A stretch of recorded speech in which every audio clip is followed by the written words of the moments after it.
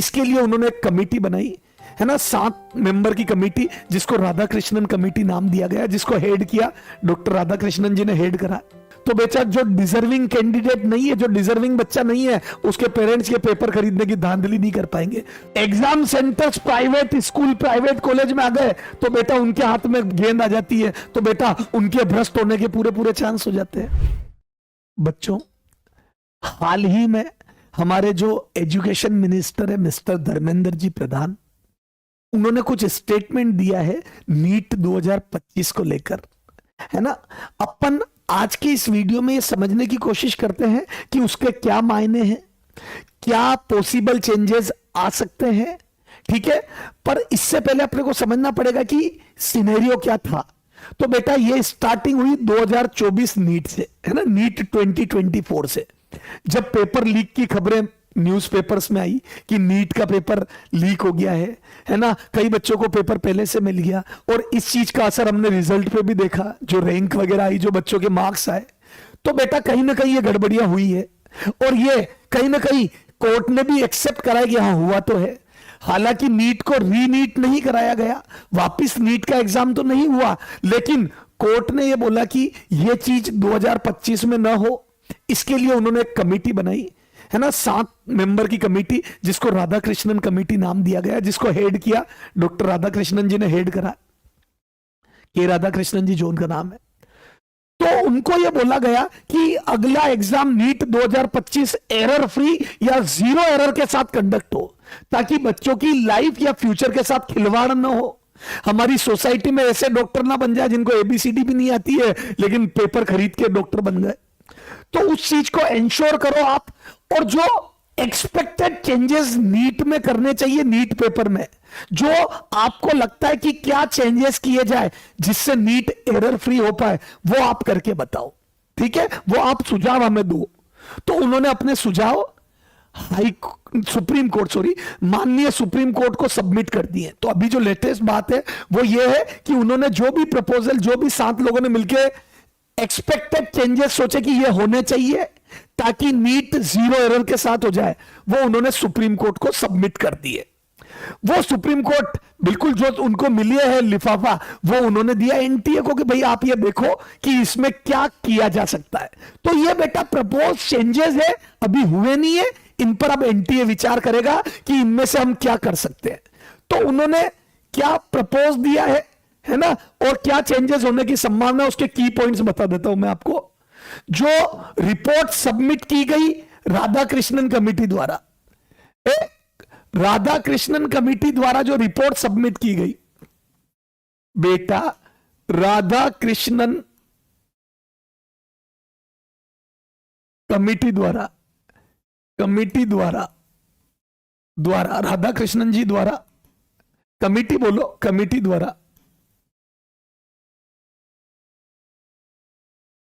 द्वारा जो report submit की गई, रिपोर्ट है ना, किसकी, एक्सपेक्टेड चेंजेस की रिपोर्ट सबमिट की गई,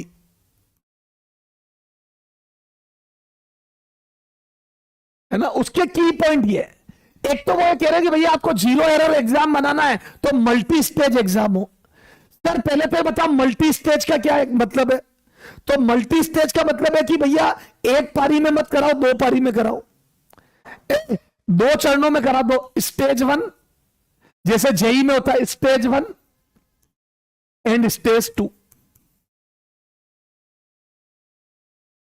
जैसे होता है मेंस और एडवांस, जैसे जेई में होता है मेंस और एडवांस। सर ये उन्होंने क्यों सोचा ऐसा, उनको लगा इससे पेपर लीक की संभावनाएं घट जाएगी, to reduce paper leak chances. Sir इससे कैसे, जैसे मैं समझाता हूं, इसको मैं एक एग्जांपल से एमएल लॉजिक से समझाता हूं। देखो जैसे मान लो मैं पेरेंट्स हूं, मैं स्टूडेंट का फादर हूं, मैं नीट स्टूडेंट का पिताजी हूं। सर बुढ़ापा तो आ ही गया आपका, नीट स्टूडेंट का फादर हूं, ठीक है। अब देखो जैसे पहले पेपर लीक करने वाले इनको अप्रोच करते थे कि हम जो पैसे वाले लोग हैं कि भाई जो दे सकते हैं, मेरे जैसे गरीबों के पास नहीं, हाँ तो 25 लाख रुपए आप दो, हम आपके बच्चे के लिए पेपर दे देंगे और वही अगले दिन एग्जाम में आएगा। ओहो, ऐसा ऐसा सोसाइटी में चल रहा है, देखो आप। तो 25 लाख 30 लाख उनके उन्होंने दे दिए क्योंकि वो सक्षम थे। अब हमारे जैसे नहीं दे पाए क्योंकि हम सक्षम नहीं थे। तो जो पैसे वाले राजा के बेटे डॉक्टर बनने लग गए। तो बेटा ये, अब यार एक बात बताओ, उन्होंने 25 लाख में पेपर बेचा और ले लिया, जो खबरों में हमने पढ़ा। तो उन्होंने क्यों ले लिया? क्योंकि एक ही लेवल का एग्जाम था, उनको पता था अगर आ गया तो मजा आ जाएगा, नहीं आया तो पैसे वापस ले लूंगा, जो भी वोटेवर। और वो भी क्यों बेच पाया? जो इसके पीछे जो घिनौनी साजिश करने वाले थे वो क्यों बेच पाए? क्योंकि उनको पता था कि इसमें नंबर आते ही बच्चे को मेडिकल कॉलेज मिल जाएगा, गवर्नमेंट कॉलेज मिल जाएगा, और उसके पिताजी भी खुश और हमारे को भी पैसे मिल गए। तो बेटा राधा कृष्णन कमेटी ने जबरदस्त दिमाग लगाया कि आप 2 स्टेज में कर दो, है ना। पहली स्टेज में जैसे स्क्रीनिंग कर दो, 2 में से जैसे स्क्रीनिंग मतलब इसमें छांट लो, जैसे 25 लाख में से कुछ बच्चे छांट लो, 25 लाख में से कुछ छांट लो, में से कुछ जैसे 2 लाख छांट लिए, कुछ भी एक्स बच्चे छांट लिए, एक्स छांटे, एक्स को सेलेक्ट करो बेटा। जैसे 25 लाख में से एक्स को सेलेक्ट करो, जैसे फॉर एग्जांपल एक्स की वैल्यू 2 लाख हो गई, ठीक है साहब, है ना। तो बेटा अब इन 2 लाख के लिए वापिस गवर्नमेंट सीट के लिए फिर स्टेज 2 में, अब ये 2 लाख बच्चे स्टेज 2 देंगे, फिर फाइनल रैंक बनेगी और उस आधार पर कॉलेज मिलेगा। तो बेटा रैंक के लिए ये सेकेंड एग्जाम करा दो। अब इससे होगा क्या भैया? जो पेपर बेचने वाला वो अगर किसी पिताजी के, जैसे मेरे पास आए भाई 25 लाख में आप बच्चे के लिए पेपर ले लो, अब मेरे मन में चल रहा है कि 2 पेपर होंगे, इसके बाद एक पेपर और देना है मेरे बच्चे को 1.5-2 महीने बाद, इनके बीच में मान लो 1 महीने का गैप रख लिया, 1 मंथ 2 मंथ जो भी है का गैप। तो अब यार वो पेरेंट सोच रहा है कि अगर मैं पहले पेपर खरीद लूं और मेरे बच्चे को वो पेपर आ जाए ना, अगली बार मेरे को पेपर नहीं मिले या ये पेपर नहीं दे, इनके पास नहीं पहुंचे, तो फिर मेरे तो ये 25 लाख भी गए और आगे बच्चे का सिलेक्शन भी नहीं हुआ। तो बेचा जो डिजर्विंग कैंडिडेट नहीं है, जो डिजर्विंग बच्चा नहीं है, उसके पेरेंट्स के पेपर खरीदने की धांधली नहीं कर पाएंगे। तो खरीदने वाला बेचने वाला दोनों समाप्त हो गए। तो बेटा जितनी स्टेज बढ़ेगी एग्जाम की, उतना पेपर लीक के चांस घट जाएंगे। समझ में आ गई?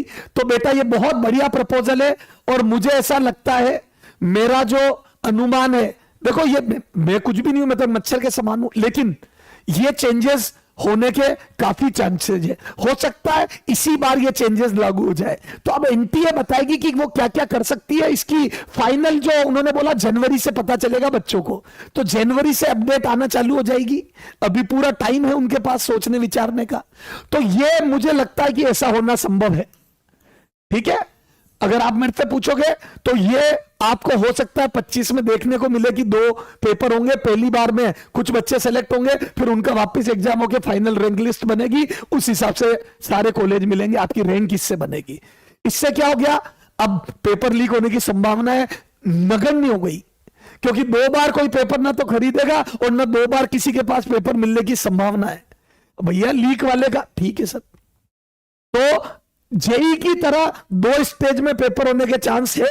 ये राधा कृष्णन कमेटी ने प्रपोज किया है, ऐसा भी हुआ नहीं है, प्रपोज किया है। ठीक है, अच्छा फिर बोला है कि ऑनलाइन एग्जाम करा दो या हाइब्रिड मोड में करा दो। इसकी संभावना मुझे बहुत कम लगती है, क्योंकि अभी जो जेई का, देखो कारण बताता हूं, संभावना कम है, कम चांस है। ठीक है, क्योंकि बेटा अभी जेई का एग्जाम भी आपको पता है ऑनलाइन है ना, कंप्यूटर बेस्ड टेस्ट सीबीटी होता है। तो बेटा उसमें बच्चे कम होने के बावजूद भी, याद है जो एग्जाम होता है वो 5 पारियों में 1 2 3 4 5 दिन तक लगातार होता है, और वो भी सुबह शाम 5 दिन तक, सुबह शाम। तो 10 बार एग्जाम लेते तब जाके इतने बच्चों को वो बिठा पाते। जितना बच्चा एनरोल है उनका एग्जाम कराने के लिए 10 बार उनको बुलाया जाता है, 10 पारियों में होता है कंप्यूटर पे। तो बेटा कंप्यूटरों की संख्या या सेंटर्स, कंप्यूटर बेस्ड सेंटर इतने कम है। तो बेटा नीट में 25-27 लाख लोगों का एग्जाम ऑनलाइन करवाना तो संभव नहीं है। तो उन्होंने बोला कि भैया अगर यह संभव नहीं हो, उनको भी पता है, कमेटी भी अपने से ज्यादा इंटेलिजेंट है, उनको भी पता है कि यह संभावनाएं नहीं हो पाएगी, तो उन्होंने बोला हाइब्रिड करवा लो। अब इसमें उन्होंने बोला कि भैया पेपर का ट्रांसपोर्टेशन कम से कम हो। देखो पेपर लीक होने का दूसरा पहला कारण तो यह हो गया कि भैया पेपर बिक रहा है, लोग खरीद रहे हैं। क्यों? क्योंकि उनको पता है एक बार में ही अगर ये पेपर आ गया तो मेरे बच्चे की रैंक बन जाएगी या सिलेक्शन हो जाएगा, गवर्नमेंट सीट मिल जाएगी। अब उन्होंने बोला कि भैया पेपर जहां पर प्रिंट होता है से लेके सेंटर तक पहुंचने में कई स्टेप से गुजरता है, सेंटर तक, है ना। सबसे पहले प्रिंट होके वहां से पैक होके ट्रांसपोर्ट होके उस सिटी में पहुंचता है या उस स्टेट में, स्टेट से सिटी में, सिटी से स्कूल तक पहुंचता है या कॉलेज तक पहुंचता है जहां होना है। तो इसमें कई लोग इन्वॉल्व हो गए। एनटीए ऑफिशियल के अलावा जो ट्रांसपोर्ट वाला है वो इन्वॉल्व हो गया, ट्रांसपोर्ट वाले से स्टेट गवर्नमेंट इन्वॉल्व, फिर ऐसे ऐसे करके कई लोग इन्वॉल्व हो गए। तो इनमें से एक भी करप्ट निकल गया तो पेपर लीक होने के चांस बढ़ गए। तो दूसरी बात राधाकृष्णन कमेटी ने यह सोची कि पेपर का आवागमन जितना कम होगा, ट्रांसपोर्टेशन जितना कम होगा, उतने लीक होने के चांस खत्म होंगे। तो उन्होंने हाईकोर्ट, सुप्रीम कोर्ट जी को जो चीज सौंपी उसमें बोला है कि साहब आप पेपर का ट्रांसपोर्टेशन कम करा दो। तो सर फिर पेपर भेजे कैसे? तो भाई राधाकृष्णन कमेटी ने सोचा फिर पेपर भेजेंगे कैसे? तो डिजिटली ट्रांसमिटेड रहे पेपर का, डिजिटल ट्रांसमिशन हो। सर ये क्या होता है? भैया कंप्यूटर पे भेज दो आप, जैसे जो एग्जाम सेंटर है सीधा एनटीए ऑफिस से उस कंप्यूटर पे चला जाए, और या तो वहीं पर प्रिंट निकल जाए या बच्चा फिर ओएमआर में दे दे, पेपर कंप्यूटर पे देख के ओएमआर में दे दे। लेकिन इसके लिए भी बहुत सारे कंप्यूटर चाहिएंगे, वही दिक्कत आ जाएगी ऑनलाइन वाली। तो मेरे हिसाब से इसका मीनिंग ये है कि भैया पेपर को डिजिटली सेंड किया जाए, है ना, और डिजिटली सेंड करके वहां पर एग्जाम आर से कुछ समय पहले, 6 घंटे 8 घंटे पहले प्रिंट निकाल लो आप, ठीक है। वहां पर प्रिंटिंग की पूरी व्यवस्था, प्रिंट निकाल लिए जाए और फिर पेपर डिस्ट्रीब्यूट किए जाए। इससे क्या हुआ? बीच में इतने लोगों का इन्वॉल्वमेंट खत्म हो गया। प्रिंटिंग सेंटर से एनटीए से निकला, है ना, एनटीए से निकल के वहां गया, सारा ये सब गया, सीधा सेंटर पहुंच गया और वहां प्रिंट निकल गए। तो बिचौलियों की संख्या कम हो गई, ठीक है। तो बेटा दूसरा ये बोला गया कि पेपर डिजिटली ट्रांसमिट हो और ऑनलाइन या हाइब्रिड मोड में पेपर हो जाए, इसकी संभावना कम है। डिजिटली ट्रांसमिशन हो सकता है और प्रिंट आउट निकल के वहां पेपर हो सकता है, तो ये बोला गया है। अच्छा, फिर बोला है कि भैया increase NTA staff to improve data accuracy. भैया आप ये लोग हायर करके पेपर मत करवाओ। अभी क्या होता है, इतना एग्जाम लेना होता है तो लोग हायर करके उनको लगाया जाता है और उनके मिले होने के चांस बहुत ज्यादा है। अच्छा, दूसरी बात, exam centres private school, private college में आ गए तो बेटा उनके हाथ में गेंद आ जाती है, तो बेटा उनके भ्रष्ट होने के पूरे पूरे चांस हो जाते हैं। तो गवर्नमेंट सेंटर्स बढ़ाओ, जैसे गवर्नमेंट स्कूल हो गई, है ना, गवर्नमेंट कॉलेजेस हो गए, इनको सेंटर बनाओ नीट का, है ना। और एनटीए लोगों, एनटीए के जो एम्प्लॉई है उनकी भागीदारी बढ़ाओ, क्योंकि वो तो जिम्मेदार लोग हैं, उनकी जिम्मेदारी है पेपर सही कराना, है ना, ताकि क्या हो, ऑथोरिटी एक रहे। तो भैया राधाकृष्णन कमेटी जी ने बोला है कि आप एक तो गवर्नमेंट सेंटर्स इंप्रूव करो, मतलब बढ़ाओ, इंक्रीज करो, और एनटीए ऑफिसर्स बढ़ाओ, न कि बाहर वाले हायर्ड पर्सन, क्योंकि बाहर वाला आदमी आएगा तो मिले होने की चांस ज्यादा है, प्राइवेट स्कूल कॉलेज होंगे तो लीक होने के चांस ज्यादा है। तो पेपर लीक से बचने के लिए उन्होंने ये 4 बातें बोली कि ये चीजें करो। अच्छा, फिर इन चीजों को इंप्लीमेंट करने के लिए संख्या कम करो नीट एस्पिरेंट्स की, तो एज लिमिट और अटेम्प्ट लिमिट का क्राइटेरिया बनाओ। ये उन्होंने प्रपोज करा, हुआ नहीं, आप घबराओ मत, और मैं बताऊंगा ये होना संभव नहीं है। जैसे मैंने बोला ना, इसकी संभावनाएं कम है, इसकी संभावनाएं मुझे पूरी लगती है ना, मैक्सिमम चांस है, इसके मैक्सिमम चांस है, ये होने के चांस मैक्सिमम है कि ऐसा हो जाए, इसके मिनिमम चांस है ना, इसके चांस है, मैक्सिमम चांस है। तो जो मुझे लगता है वो मैं बता रहा हूं, और ये भी उन्होंने प्रपोज किया है, किसने, राधाकृष्णन कमेटी ने। हुआ नहीं है ऐसा। अब एज लिमिट और अटेम्प्ट लिमिट ये भी हो सकता है, ठीक है। अब एज लिमिट और अटेम्प्ट लिमिट इम्पॉसिबल है, बहुत कम चांस है, बहुत, न के बराबर, न के बराबर। सर 0 ही बोल दो ना बेटा, मैं कोई एनटीए का आदमी थोड़ी हूं जो 0 बोल दूं, बहुत न के बराबर चांस है। सर इतनी गारंटी से कैसे बोल रहे हो, कि हमारे को दिलासा दे रहे हो? नहीं, लॉजिकल रीजन है। देखो बेटा, क्यों बेटा, अभी चल रहा है नवंबर, हम नवंबर में, अभी नवंबर में बेटा जिन बच्चों को कॉलेज लेना था, जिनको कॉलेज लेना था उन्होंने ले लिया, जिनको कॉलेज लेना था ले चुके, लेना था ले चुके। एम आई राइट और नॉट?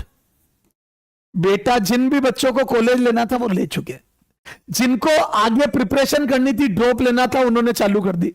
जिन्हें ड्रॉप लेना था वो 25 के लिए स्टार्ट कर चुके हैं, प्रिपरेशन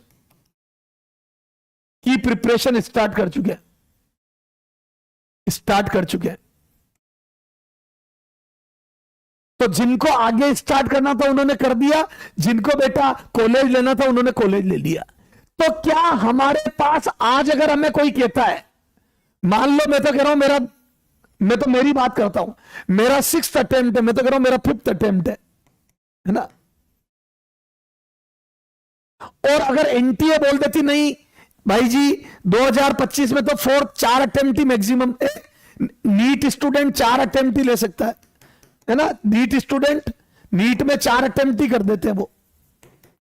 तो बेटा क्या मेरे जैसे लोग कई सड़कों पर इसका विरोध करने नहीं आ जाएंगे? बिल्कुल आएंगे, क्योंकि बेटा आप मुझे पहले बताते, अगर आपको 4 अटेम्प्ट करने थे, आपकी इच्छा, मुझे पहले बताते तो मैं कॉलेज ज्वाइन कर लेता, मैं बीएससी आयुर्वेद होम्योपैथिक बीडीएस कुछ भी ज्वाइन करता।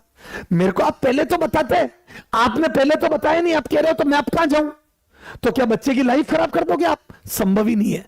इसके लिए सुप्रीम कोर्ट भी अलाउ नहीं करेगी, तो ये चेंजेस होने के चांस कम है। तो सर फिर राधाकृष्णन कमेटी ने क्यों दिया? आगे के लिए उन्होंने ये बोला कि फ्यूचर में आप ऐसा करो, आज से बता दो कि भैया 2026 में ऐसा नहीं होगा। तो बेटा आज तो ये संभव नहीं है एज लिमिट लगना, तो ये मोस्ट प्रोबेबली आगे 2026-27 आगे के लिए, उसमें भी अगर कोई दिक्कत आएगी तो लगे नहीं लगे। तो बेटा ये जो एज लिमिट वगैरह है ये अभी तो पॉसिबल नहीं है दिस ईयर। नीट 25 में तो कम चांस है, नीट 2025 में बहुत कम चांस है ना, में पॉसिबल नहीं हो पाएगी, तो सर 26 या आफ्टर दैट नीट 2026 के लिए हो सकता है, अभी हुआ नहीं है, के लिए हो सकता है। बेटा 11th वाले बच्चे सोच रहे होंगे सर एक के लिए हो सकता है ना, और मुझे नहीं लगता 26 में होता है तो इससे हमें कोई प्रॉब्लम है, क्योंकि भैया जिसके अटेम्प्ट ज्यादा हो गए वो आप सेलेक्ट हो जाओ, और नहीं तो ये रास्ता छोड़ना पड़ेगा आपको। और बेटा सही भी है, आप अगर अटेम्प्ट करते जा रहे हो लेकिन इंप्रूवमेंट नहीं है तो फिर ऐसा समय खराब करने से क्या मतलब। और जो बच्चा अभी 11th में, मुझे नहीं लगता कि उसकी एज या उससे कोई अटेम्प्ट, अब अटेम्प्ट तो अब देगा, और एज भी कोई ऐसी हुई नहीं है, क्योंकि ऐसा तो है नहीं कोई 10वीं में 4 बार फेल होके आया है, 9वीं में 5 बार फेल होके आया है, ऐसा तो बहुत कम संभावना है।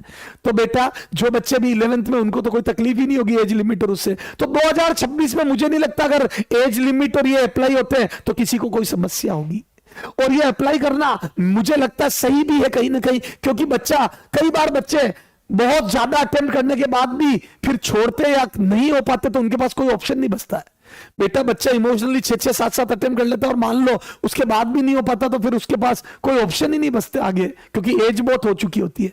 तो अगर ये लगाया भी जाता है 26 में, तो मुझे नहीं लगता हमें किसी को कोई दिक्कत होनी चाहिए। तो बेटा अभी मल्टी स्टेज एग्जाम, ये सारे प्रपोज उन्होंने दिए, किसने? राधाकृष्णन कमेटी ने। अब देखते हैं इनमें से क्या इंप्लीमेंट होता है, क्या नहीं होता है, वो रिपोर्ट सारी जनवरी के बाद आना चालू होगी। ओके बच्चों, तो मैं उम्मीद करता हूं आपको आपके सभी प्रश्नों के जवाब लॉजिकल तरीके से मिल गए। आपका बहुत बहुत धन्यवाद। ठीक है, तो आप कमेंट सेक्शन में बता दो क्या आपकी जो डाउट था वो सॉर्ट आउट हो गया या नहीं हुआ। Bye bye, love you all. मिलेंगे आपके सिलेक्शन के साथ।